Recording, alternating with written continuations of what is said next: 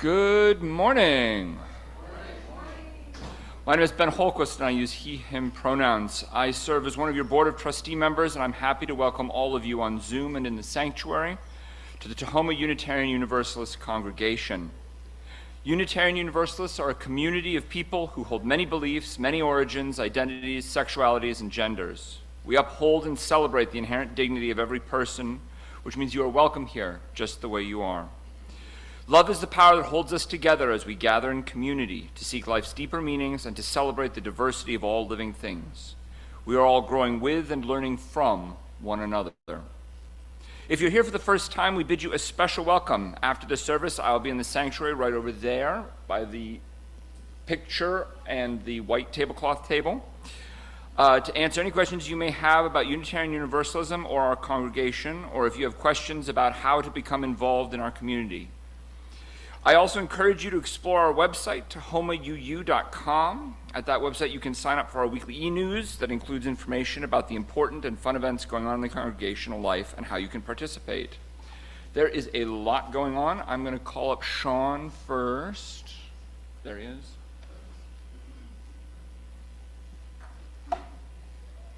Yes, we have a lot going on in the RE world today. First, I'd like to announce that we are having a book drive. Can everyone hear me? Okay. First, I'd like to announce that we are having a book drive for the children and teens library, and that there is a bin and a wish list over by the library door. Second, we are going to start OWL very soon. I have put out an OWL sign-up sheet. It is for the 4th and 5th grade ages. And real simple explanation as to what OWL is. It's a sexual education course that we give here for free at the church. So if you're a 4th, 5th grade student and you'd like your child to be enrolled in that, please sign up and come talk to me if you would like more information. Last and final thing. We have a mandatory volunteer training. If you volunteer with the youth, I need y'all to be here on the 8th at noon. We will get out of here at 1 so nobody will miss the football game. And thank you. Sheila?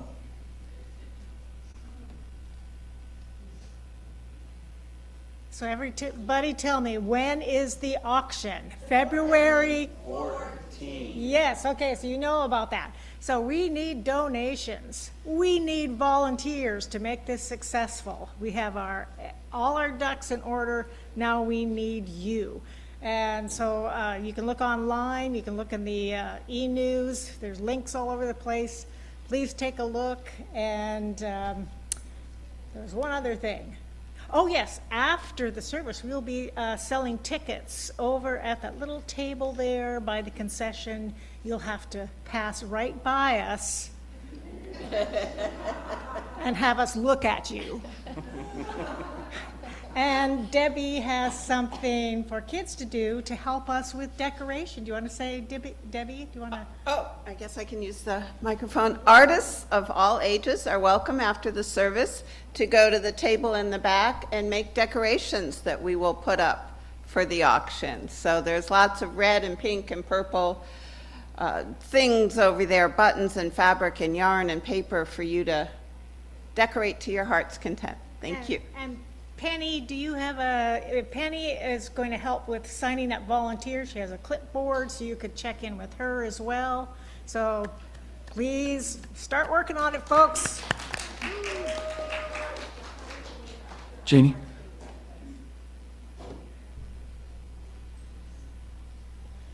Hi, my name is Janie Cox. I use she, her pronouns. We are having the third Friday potluck on February 20th, downstairs, 11:30. We are having a Tai Chi instructor.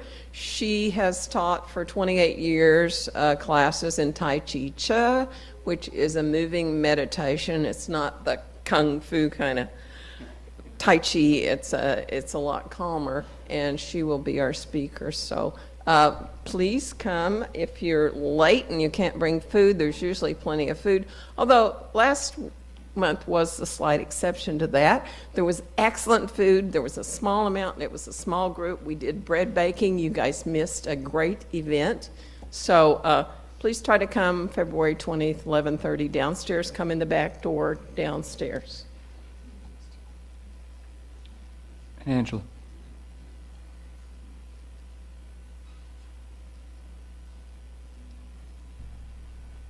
Hi, I'm Angela. Last week I introduced the new group, South End Neighborhood Alliance, that we launched. Last Wednesday here from 6 to 7 we had our first inaugural meeting, specifically focusing on getting prepared for protecting ourselves and protecting our neighbors against ICE's illegal searches and seizures and, brutality and murder and all of that stuff. So it was a great turnout. We had over 50 people show up. It was like a proper town hall. It was pretty awesome. And we had a step-by-step actionable plan. So we had many community members. We did breath work before and got everybody into their bodies. And then we had a lot of community members raise their hands to participate and take lead roles in this sort of blueprint that we put together. So this coming Wednesday is our next meeting. We are going to allow people to start entering around 5:30, but the meeting starts at 6, and we're going to be reviewing everything from last week, but then we're also going to be putting together all of the pieces, which we're having 3D printed whistles made and Know Your Rights cards and various other PPE for being on the streets. So if you would like to join, please join us. And I do have flyers here if you'd like one for yourself, or if you'd like to take some for maybe your section of the neighborhood to pass out. Thank you very much.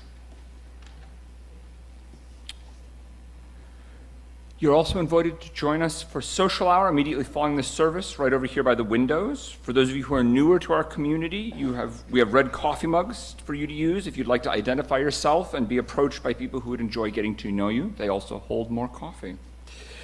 If you are someone who would benefit from a large print hymnal or a hearing assistance device, they are available at the back of the sanctuary on the left side. We want to remind everyone that our services are available through Zoom and posted to YouTube, which means that if you come up front, your image may appear on those venues. As we begin our service in this beautiful place called Tahoma by local indigenous tribes and nations, I acknowledge that we meet today on the land of the Coast Salish people, including the Puyallup tribal nation, land from which they were forcibly displaced. I honor the resiliency of indigenous people and stand with them as they continue to protect their culture, land, and water and fight for their visibility, sovereignty, and very existence. Lastly, please set your electronic devices to worship mode. Let us exhale deeply and settle ourselves into this holy moment of sharing and receiving. Now let us join together in worship. Oh, you have an announcement. Do you need an announcement? We have one more announcement. Really quick, I just wanted to thank the congregation so much. This was an excellent show. We did really well on sales. This is the last day. This show will be coming down and a new show will be going up. There'll be more information in the newsletter. And now let us join together in worship.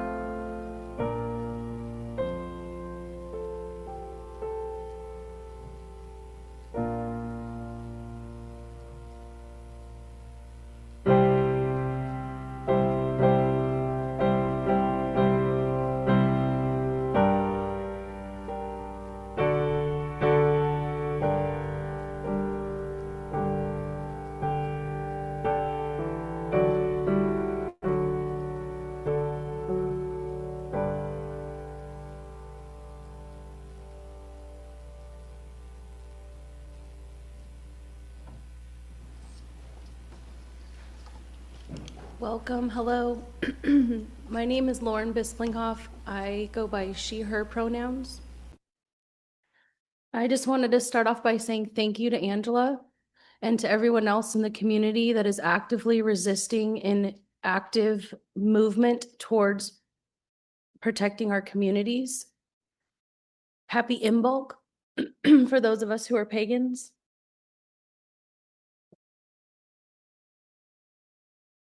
Prophecy is often misunderstood. We tend to think of prophecy as prediction, something mystical, something distant, something about the future. But across indigenous traditions, prophecy is not about foretelling events. It is about naming patterns. It is about clarity. It is about recognizing what happens when human beings forget their responsibilities to the earth, to one another, and to itself. Prophecy is not supernatural. It is rational. It is what happens when people see clearly and refuse to enable the lie. John Trudell understood this. He said, if everyone disagrees with the lie that has been imposed upon us, got up and said, I'm not going to enable that lie anymore. You would have a nonviolent change and you would have a quick change. The system goes upon itself, upon our self-realizations and self.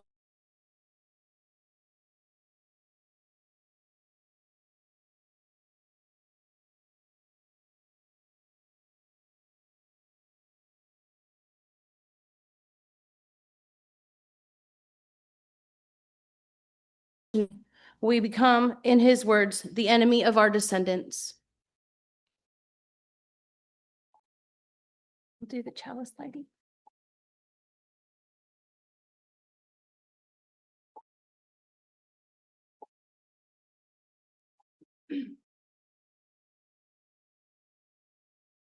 I'm David Ray. I use he, him pronouns, and I'll be your celebrant today. We're going to call upon John Cortright, and he is very interested in some sea kayaking, and he's going to light the chalice.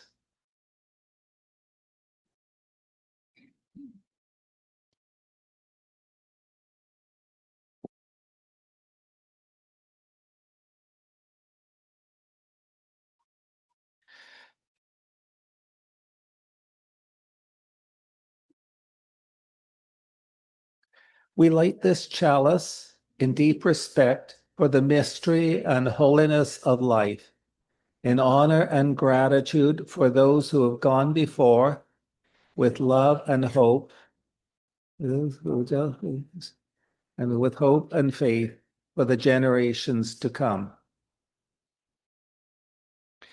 And now, if you'll all stand in body and spirit, and or sing our opening hymn, number 298, Wake Now My Senses.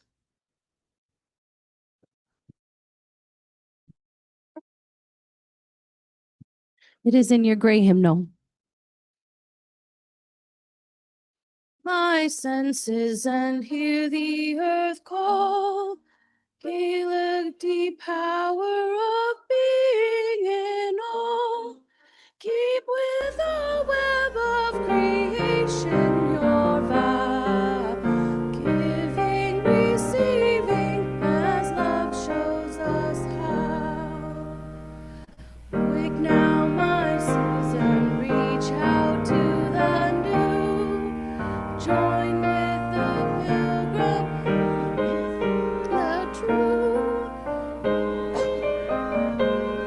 and wisdom in God. Suffer thy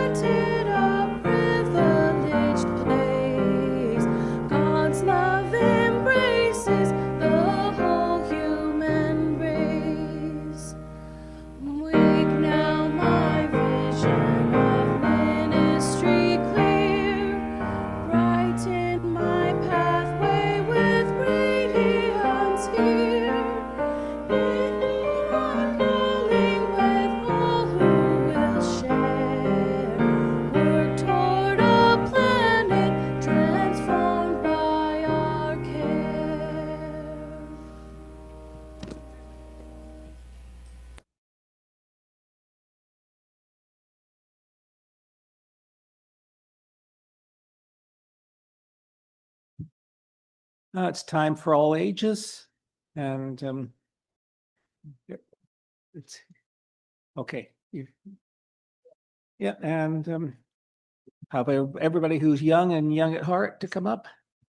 Before you do that, if everyone can hold up their food donations that you bring, and the children can come gather them for us, like we do every week now.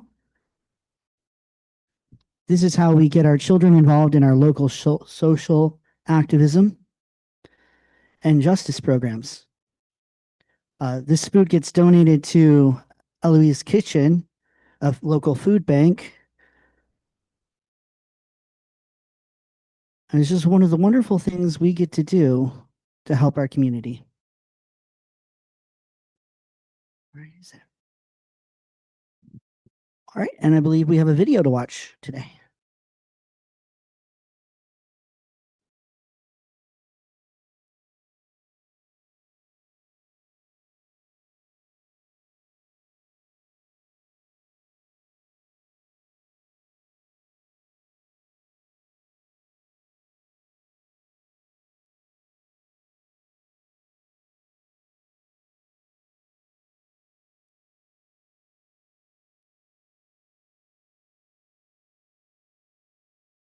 Welcome to Solo Storytime. Today we're going to be reading a book called Be a Good Ancestor. This book is written by Leona Prince and Gabrielle Prince of Lake Bebe Nation and illustrated by Carla Joseph, who is a Cree artist from British Columbia. I look forward to reading this beautiful book with you all today. Now let's get ready for story time.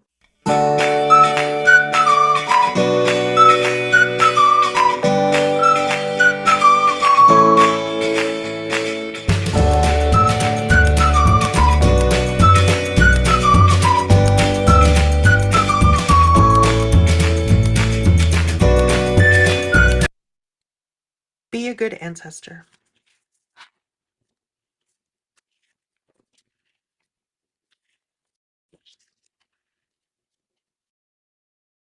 Be a good ancestor with water. Raindrops become puddles, puddles become streams, streams become rivers, rivers become life. Be a good ancestor with the land. Seeds become seedlings, seedlings become trees, trees become forests, forests become oxygen.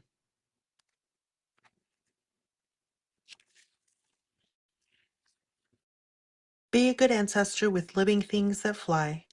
Eggs become hatchlings, hatchlings become fledglings, fledglings become eagles, eagles become iconic.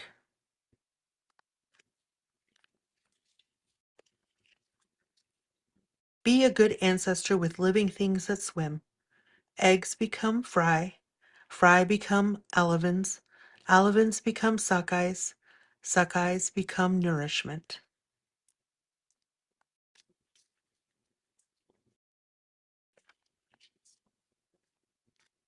Be a good ancestor with living things that walk. Newborns become cubs, cubs become young bears become grizzlies, grizzlies become balance.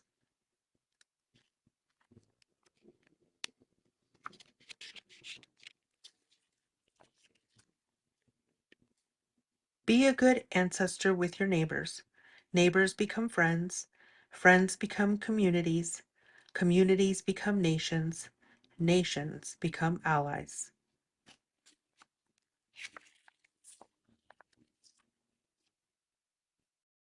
Be a good ancestor with your thoughts. Thoughts become ideas, ideas become actions, actions become movements, movements become change.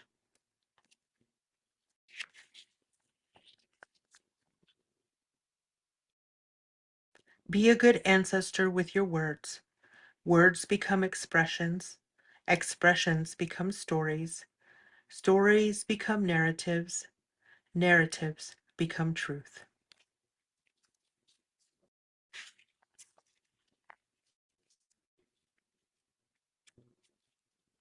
Be a good ancestor with your feelings. Feelings become compassion, compassion becomes understanding, understanding becomes beliefs, beliefs become values.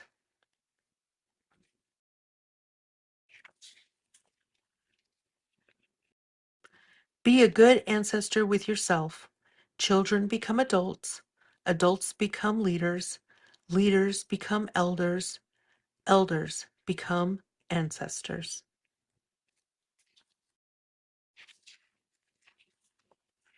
The end. Thank you so much for reading this book with me today. Be a good ancestor. I look forward to reading.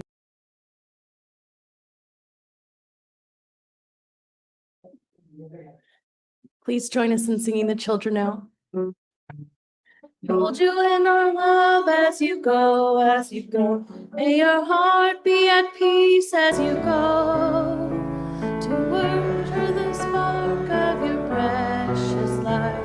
We hold you in our love as you go. We hold you in our love as you go, as you go. May your heart be at peace as you go. Worship your spark of your precious life. We hold you in our love as you go.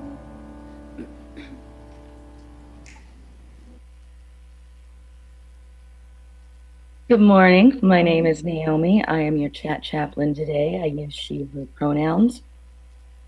Our offering reading is from Desmond Tutu. It's called Liberation is Costly. Liberation is costly. Even after the Lord had delivered the Israelites from Egypt, they had to travel through the desert. They had to bear the responsibilities and difficulties of freedom. There was starvation and thirst, and they kept complaining. They complained that their diet was monotonous. Many of them preferred the days of bondage and the flesh pots of Egypt. We must remember that liberation is costly. It needs unity. We must hold hands and refuse to be divided. We must be ready. Some of us will not see the day of our liberation physically, but those people will have contributed to the struggle. Let us be united. Let us be filled with hope. Let us be those who respect one another. We now invite you to give generously. If you're in the sanctuary, you can use the baskets that are about to be passed. And if you are online, you can use the donate button on the website. Thank you so much.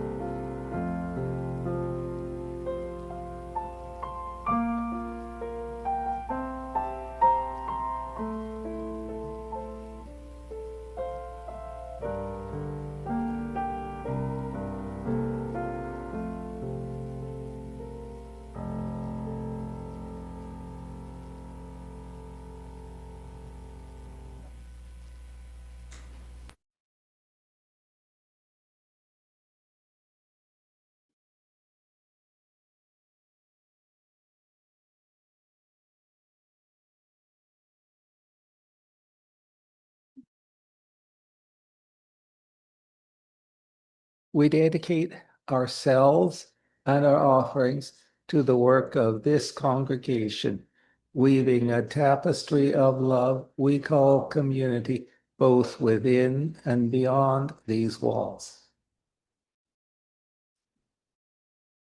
Please join us in your gray hymnal, hymn 391, Voice Still and Small.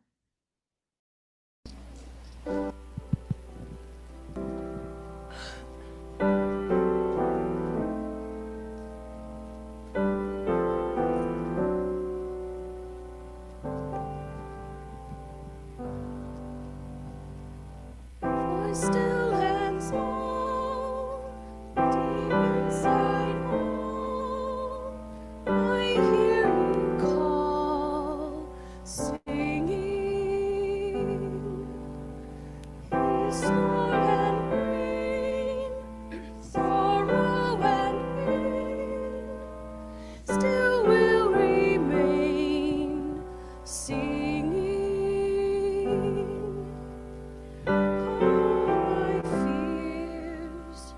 Quenching my tears through all the years, singing.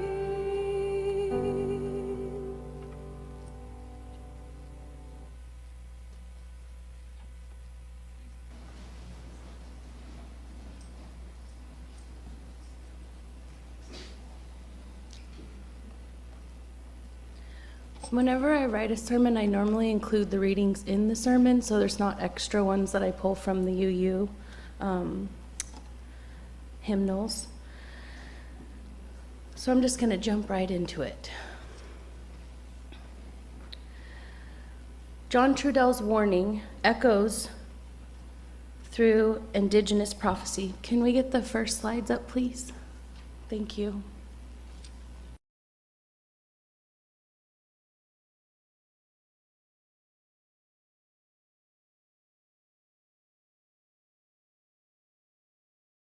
His warnings echo through indigenous prophecy, through liberation movements, and now even through modern systems of science.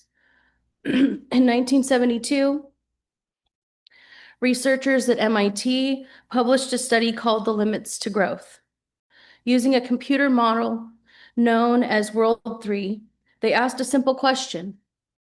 What happens when an economic system is built on endless growth within a finite world? The answer was not comforting. Can you change the slide, please? That's Trudell. And there we go. Thank you.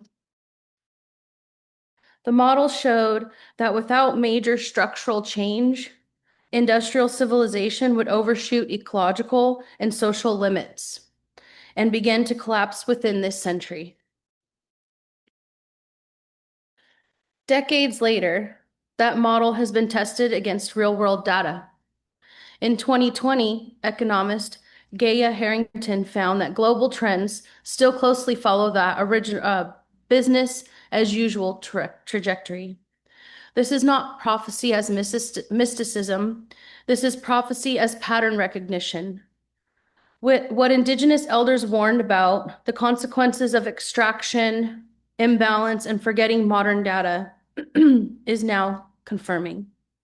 The system is not failing by accident. It is functioning exactly as it was designed to function.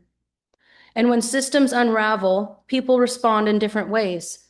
Pardon me, I've been fighting the crud that everybody has been fighting, so there's times where singing and talking are a little difficult today. Let's start over. It's functioning exactly as it was designed to function. And when systems unravel, people respond in different ways. Some cling to harder to power. Some deny what is happening, and some remember who we are. In the late 19th century, next slide, please. I'm okay. Thank you, though. Appreciate that. In the late 19th century, Haida communities across Haida Gwaii faced brutal cultural suppression. Beginning in 1884, the Canadian government outlawed the potlatch. Ceremonies were criminalized. No one is illegal on stolen land. Regalia was confiscated. People were arrested for practicing their own governance, law, and memory. For the Haida, the potlatch was not merely a celebration, it was governance. It was law. It was identity passed through generations. When the ban came, families hid what they could. Others watched, masks and coppers taken away, shipped to museums stripped of meaning. Public carving declined. Tradition stood on the edge of disappearance.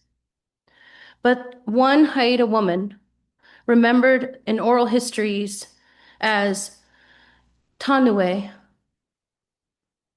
keeper of the breath, refused to let memory die. She carved what she could, not openly, but to protect it. Late at night, in her smokehouse, she gathered cedar scraps left behind by canoe builders and totem carvers. With a small knife given to her by her uncle, she carved miniature crest figures. Ravens, bears, eagles, frogs, each small enough to hide in your hand. She tucked them into her clothing seams, berry boxes, bundles of dried fish. Sometimes when danger felt close, she hid them in her hair.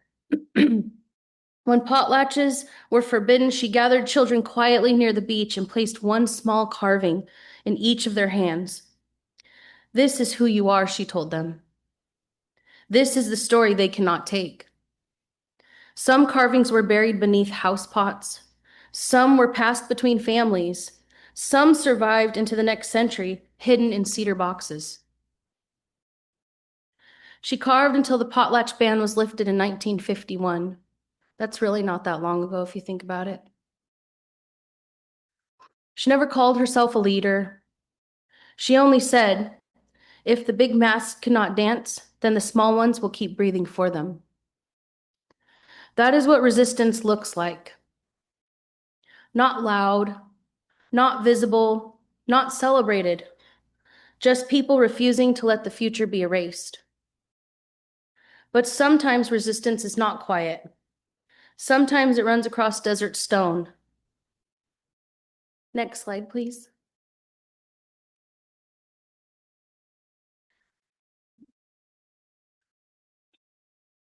In the 16th century, the Spanish Empire believed northern Mexico would fall easily as the rest of the continent did. Not always, but there were plenty of decimations that happened. We know the history. They had steel armor, cavalry cannons, and the confidence of conquest. Then they met the Chichimeca. The Spanish called them barbarians and dog people, a slur for many nations who refused to submit. Guachicheles, Zacateros, Guameres, Pamas. Spanish chroniclers recorded something they could barely believe. Chichimeca archers were so precise that if an arrow meant for a man's eye struck his eyebrow instead, it was considered a miss. At full sprint, across rocky terrain, they could hit a target the size of a coin. Their arrows pierced armor. They killed armored horses, and for 40 years, these so-called savages held the empire at bay. The Spanish conquered the Aztec Empire in 2 years. The Chichimeca resisted for 4 decades. Why? Because they did not fight as an army. They fought as people who knew who they were. Before battle, they gathered for a mitote, drums thundered, bodies were painted with animal spirits, coyote, wolf, and viper. They danced until exhaustion, until trance, until fear loosened its grip. The Spanish called this diabolical. But what they were witnessing was armor, not steel, but unity, identity, and belonging. History teaches us that empires are not inevitable. They endure only as long as people comply. The truth carried forward into the 20th century, the original Black Panther Party. understood something indigenous nations have always known. When systems criminalize survival, survival itself becomes resistance. Leaders like Aaron Dixon, my dear friend who's been chairman of the Seattle branch of Black Panthers, he served as the captain, carried themselves with purpose and restraint. They were not driven by reckless rhetoric. They understood liberation work required clarity, organization, and responsibility, not ego. The Panthers rose out of a necessity, although many times our whitewashed history teaches the opposite of that. They organized breakfast programs so children could eat before school. They created free health clinics when hospitals refused to care for Black families. They escorted young people safely to and from school when neighborhoods were being terrorized. They taught political education, dignity, discipline, and community responsibility. They stepped in where the government would not. They filled the gaps left by racist institutions. And many modern programs we know today that we now take for granted, community health access, maternal care, support, even the groundwork for initiatives like that shaped WIC, services, and Planned Parenthood's expanded community outreach grew from the same basic truth. People deserve care. People deserve safety. People deserve dignity. Community defense is not hatred. It is protection. It is mutual care. It is refusing to abandon people who are being targeted.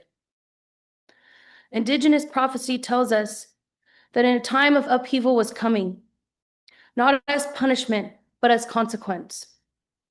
It also tells us something else. Collapse is not the end of the world. It is the end of a way of living that no longer serves life. The question prophecy asks is not what will happen. The question is who will be as it happens, who we will be as it happens. John Trudell said, next slide, please. Thanks, Michael. John Trudell said, think more, believe less. That is not cynicism, that is responsibility. Faith is not obedient to broken systems. Faith is clarity. Faith is refusing to abandon one another while the world cracks. I'm going to take a moment before we get to the closing, and I just wanted to share with all of you that this last week I went and spoke to the city council regarding ICE in our communities. And when I showed up there, my experience was I showed up and there was a lot of familiar faces that I've seen at many of the protests, which was awesome. There was a lot of young people. I'm talking teens into early 20s. And those of us older folks, and I consider myself middle-aged now, we were definitely a bit more calm, but very happy to be there and had that fire within us. And there were things that I observed that I was really proud of. And then there were things that I observed that I want to continue with my nonprofit work and with my work here within our congregation to be a bridge for not only the local nonprofits that are working independently to combat what's going on right now, they desperately need our congregation's support, but they also need to be communicating more effectively, and they're not. And so we have groups like La Resistencia, which most people have heard of, but don't really understand what they do or why they do it and who they are. They are young women, probably I'd say at the oldest in early 30s. They have been either directly affected by the immigration imposing that's going on right now, or their family or their friends, their close family are. So either someone's been incarcerated or they've been incarcerated. These women every day are actively at the Northwest Detention Center. They are calling for the government, our state and local government, to get involved because The conditions are absolutely disgusting and appalling down there. My friend Fernan was apprehended a couple of months back. He is a film director who is connected to Hollywood. He was still picked up by ICE, taken to Northwest Detention Center. He was refused bail. He was refused to be able to get out. He was held there for 2 months, and this man had clear paperwork that allowed him to be in our country legally. He was told that he wasn't going to be released, and it was only because of some very high up connections that he had that they were able to lobby and get him released. He is still walking around with a ankle monitor from that facility, and the man fled Brazil because they burned down his theater in Brazil. And all he is an artist. He is not a criminal. He is not someone that anyone should be picking up. And there are so many more stories of these types of situations that go on. So when I went to speak with the city council, one of the things that I witnessed, which was a bit disheartening, was our firefighters from Tacoma were there to be honored. I didn't know this until I went last week, but this month is Firefighter Cancer Awareness Month. And our city council actually dedicated a specific day. I think it's the 26th of February. I might be incorrect on that, but there's a specific day now that is a remembrance day for all the firefighters who have died from cancer-related deaths from on-job exposure. The hardest part in being there to speak with the council was the firemen were right in front of us, and a bunch of them got asked to leave because their fire truck was blocking St. Helens. That was because the protest had then blocked off Market Street. And so everyone had to go around to St. Helens to get through. And the men who were there to be honored couldn't be honored because of the protest. And I am one person who is very much like fire within me to protest, right? I looked at the fire chief and I said, can I please go ask them to move so that your men can stay? Because they deserve to be honored. And this is so important. One of the things that happens in our communities is this huge disconnect between us and MAGA, between us and our neighbors, between us and our local first responders. And we need so desperately to build a bridge between that gap, because our first responders should be able to be honored, especially because 1 in 3 firefighters, they come forward and say, I'm battling cancer from on the job exposure, right? But that's only 1 in 3 that actually discloses that. It's more like probably 100% or 98% of them die from multiple cancers from exposure. The other fact that I found out that night was our North End firehouses are equipped with filtration systems, so when they pull into the garage, the air is filtered, right? Our South End fire departments don't have that. It's a wealth disparity. It is genuinely a divide in Tacoma of North End is a wealthier community and South End is poor. That is what we're dealing with in 2026. It's still an issue that desperately needs to be addressed. Our firefighters deserve to have clean air in their own fire station. I was appalled to hear that. The other thing that happened was while those of us who had signed up to speak to council were waiting in chambers and they had to go through all their protocol and things, the protest then breached the doors upstairs and they all came down to the hall where we were at.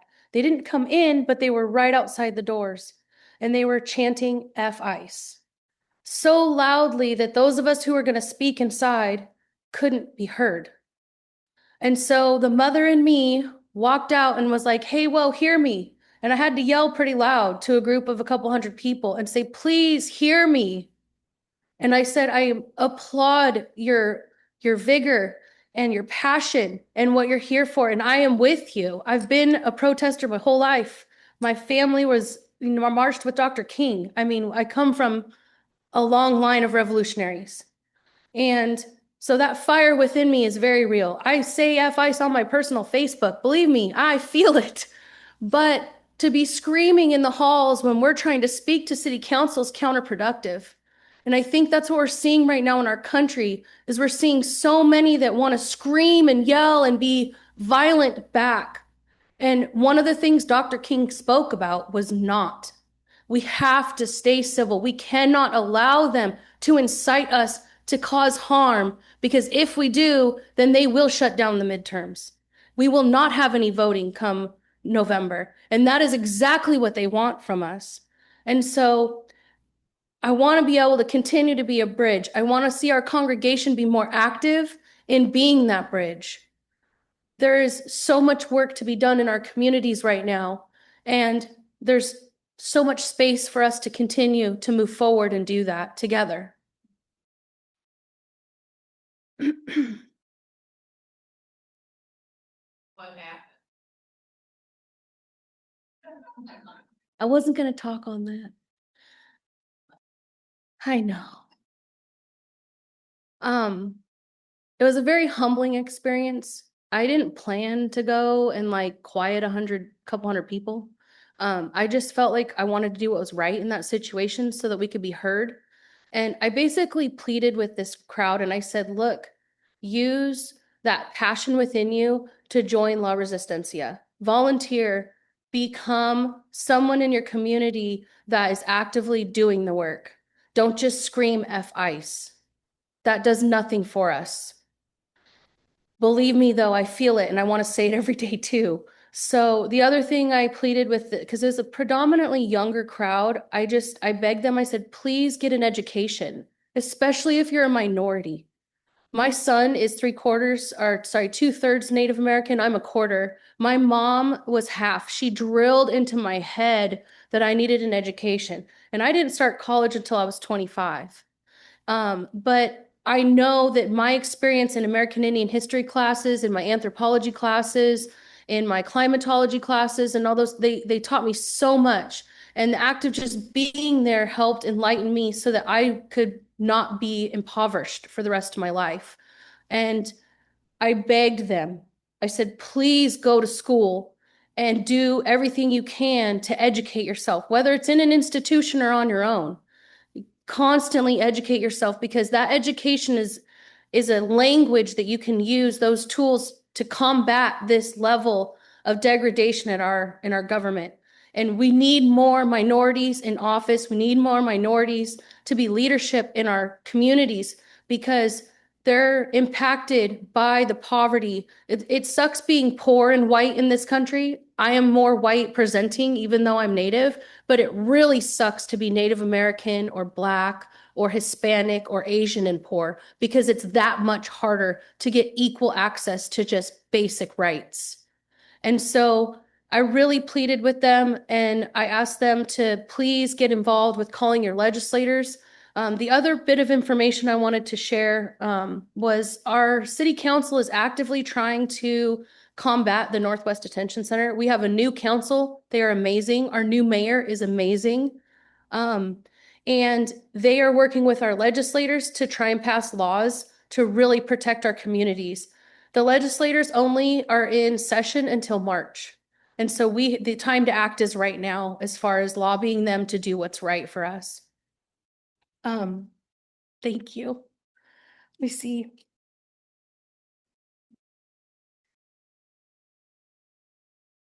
I guess we'll go ahead and do well, let's set the intention that we're going to take a moment of silence. I'm going to go light a candle for all of those who have been murdered in ICE custody or on our streets, especially my Chicano and Hispanic brothers and sisters who are predominantly being picked up regularly because they're brown and because they have an accent. And anyone, Somali, it doesn't matter what culture they come from, but if they have an accent and they have brown skin, they are being targeted. And so let's take a moment for Renee Good and for Alex Peretti as also, but for all those who are also not named, who are not making headlines because they are a minority.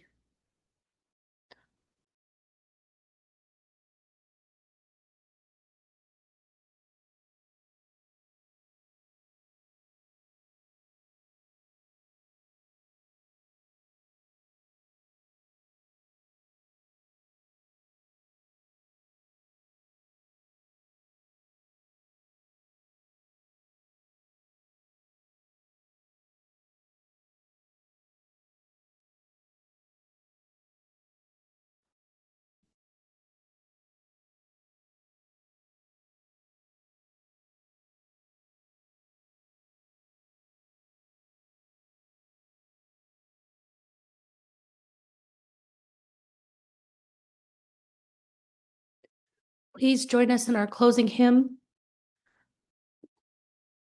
Number 146, Soon the Day Will Arrive. It is in your gray hymnal. It is very important that you grab your hymnals only because, as you can tell, there are times where there is a bit of a delay in the slides, and it affects me too when I'm up there trying to read.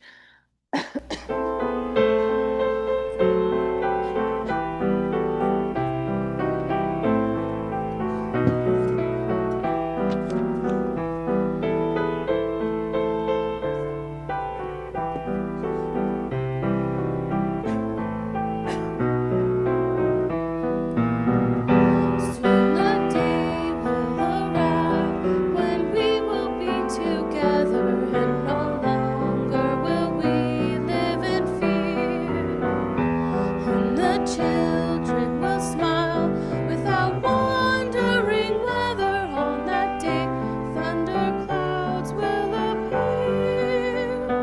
Wait and see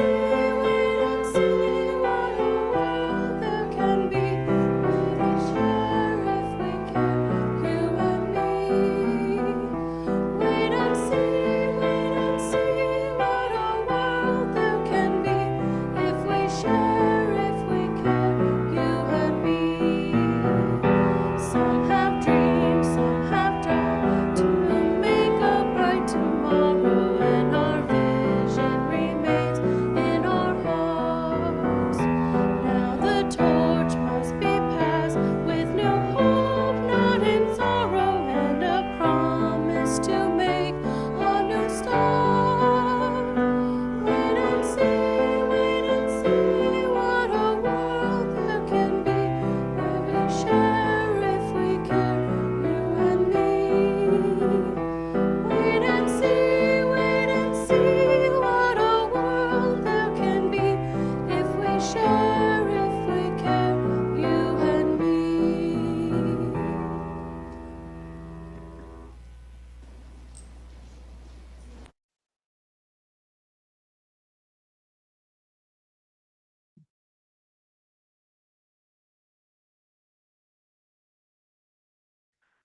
I am a white passing woman of Native American heritage who is a descendant of original freedom fighters who marched arm in arm with Dr. King. I acknowledge my privilege, and I use it to protect and uplift my fellow human beings.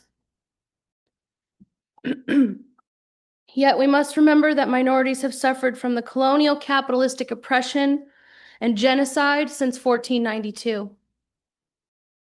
I wish my Native American, Chicano, African American, Asian American, and all minority brothers and sisters who die inside detention facilities received half the support American citizens do, especially white American citizens.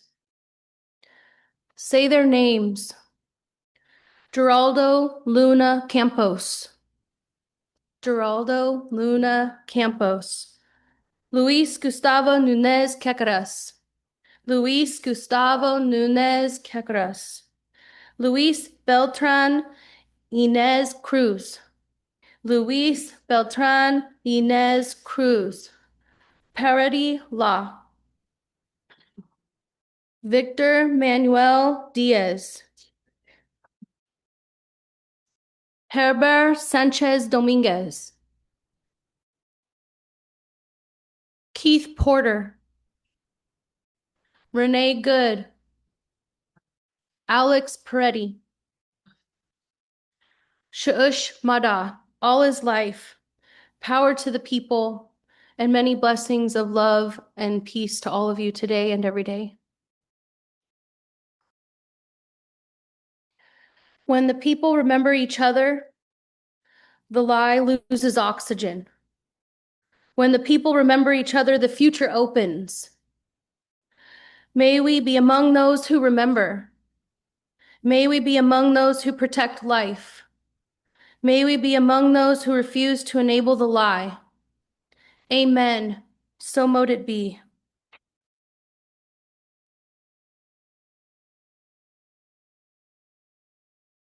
Would you like to extinguish the chalice?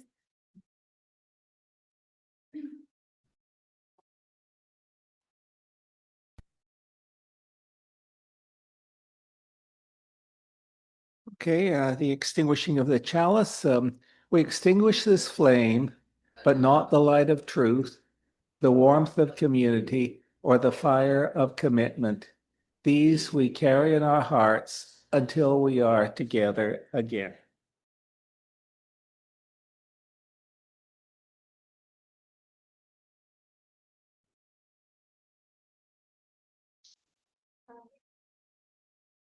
Okay. Okay.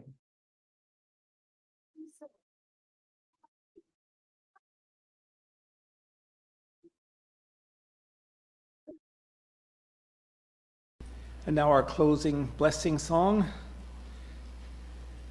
Okay.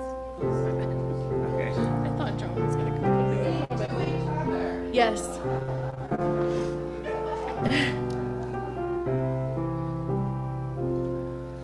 From you I receive, to you I give, together we share, and from this we live.